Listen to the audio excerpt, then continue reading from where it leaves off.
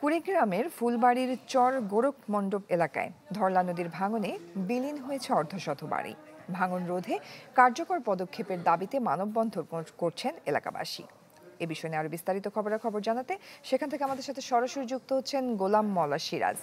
সিরাজ, জয়ে আমি প্রথমে একটু দেখাই একেবারে ধরলার তীরে এটি যেমনটি আপনি বলছিলেন এটি হচ্ছে দক্ষিণ চর গৌরব মণ্ডপ, অর্থাৎ এর পাশে আছে চর গৌরব মণ্ডপ। এই যে দুটি এলাকা থেকে চলতি বছর স্থানীয়রা যেটা আমাদেরকে জানিয়েছে যে কমপক্ষে অর্ধশত বাড়িঘর কিন্তু বিলীন হয়ে গেছে।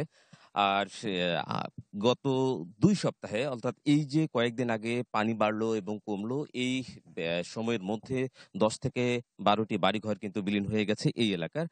তারা বিভিন্ন সময় স্থানীয় প্রশাসন, পানি উন্নয়ন বোর্ডের সঙ্গে যোগাযোগ করে আসলে কোনো প্রতিকার না পেয়ে তারপর কিন্তু তারা আজকে অনেকটা বাধ্য হয়ে এখানে মানববন্ধনে দাঁড়িয়েছে, এমনটাই কিন্তু আমাদেরকে বলছেন তারা। আমরা দেখেছি যে সকাল 10টা থেকেই কিন্তু প্রায় 1.5 ঘন্টারও বেশি সময় ধরে তারা মানববন্ধনে এখানে বিভিন্ন দাবি দাওয়া তুলে ধরছে। তো আমরা যারা মানববন্ধন আয়োজন করেছে তাদের একজনের সঙ্গে আমরা একটু কথা বলতে চাই। এই যে আজকের মানববন্ধনে আসলে মূলত আপনাদের দাবিটা আমরা যদিও জানি, এই কতগুলো বাড়ি ভেঙেছে, কি অবস্থা? অতি দুঃখের সাথে আজকে জানাতে চাই, আজকে আমরা ভিটেমাটি হারা হয়ে এখানে দাঁড়াতে বাধ্য হয়েছি এবং গত বছর প্রায় আধা কিলো এখানে ভেঙে গেছে এবং প্রায় 30-40টি বসত বিড়া ভেঙে গেছে, তারা শরণার্থীর মতো হয়ে গেছে এবং এবারও প্রায় আর 10 থেকে 12টি বাড়ি এখন পর্যন্ত ভেঙে গেছে এবং আরো প্রায় 40 থেকে 50টি বাড়ি ঝুঁকির মধ্যে রয়েছে। সেই সাথে আপনারা দেখেন ফসলি জমি, ফসল সহ এখানে ভেঙে যাচ্ছে।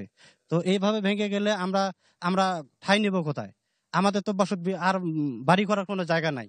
তা আমরা তো এইভাবে কেউ আবদায়ে কোনো রকম দিনাতিপাত করছে, কেউ উচ্চ গ্রামের আশেপাশে গিয়ে কোনো রকম করে মাথা গোঁজার ঠাঁই নিচ্ছেন। এভাবে আমরা বসতভিটা হারায়া আজকে আমরা দিশেহারা হয়ে গেছি। তা যে আমাদের জয়ী শুনছিলেন যে তারা যেটা বলছিল যে শুধু এবছরই না, প্রতি বছরে এখান থেকে কিন্তু এরকম শত শত বাড়িঘর বিলীন হয়ে যাচ্ছে, তাই তারা আজকে স্থায়ী বাঁধের দাবিতে কিন্তু আজকে এখানে তারা মানববন্ধনে দাঁড়িয়েছে। জয়ী।